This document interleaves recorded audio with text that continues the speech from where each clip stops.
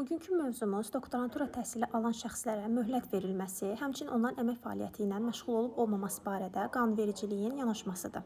Qeyd edim ki, bu mövzuda müraciət edəcəyimiz qanunlar hərbi vəzifə və hərbi xidmət haqqında Azərbaycan Respublikası qanunu və doktoranturaların yaradılması və doktoranturaya qəbul qaydalarıdır.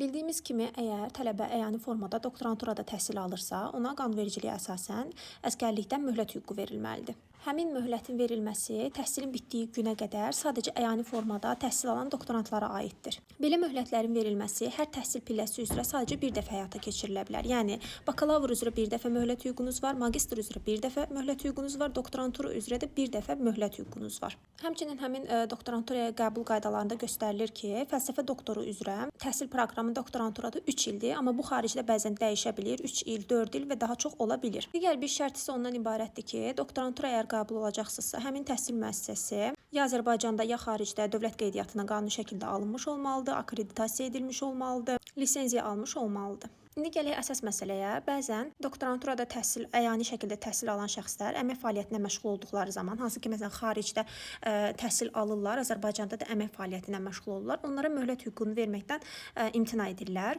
Belə olan halda da həmin şəxs işdən çıxır, təhsilini davam elətdirir ki, möhləti ləğv olmasın. Amma qeyd etmək lazımdır ki, qanunvericilik əyani formada doktorantura təhsili alan şəxslərə əmək fəaliyyəti ilə məşğul olmağa hər hansı bir qadağa qoymur. Yəni, bu halda hər hansı bir möhlətin ləğvindən söhbət gedə bilməz. Son zamanlarda belə hallar artıb ki, çağırış komissiyaları tərəfindən sırf əyani formada doktorantura təhsili alan şəxslərin Azərbaycanda əmək fəaliyyətinə məşğul olmasına görə möhlət hüququnu verməkdən imtina halları geniş yayılmışdır. Belə olan halda öz əmək fəaliyyətini davam etdirmək istəyən şəxs məhkəməyə iddia ilə müraciət edərək həmin möhlət hüququnun bərpa edilməsi üçün iddia qaldıra bilər və əgər bu iddia təmin edilərsə məhkəmədə, səfərbərlik və hərbi xidmətə çağırış üzrə dövlət xidmətinin müvafiq idarələri onun möhlət hüququnu bərpa etməlidir.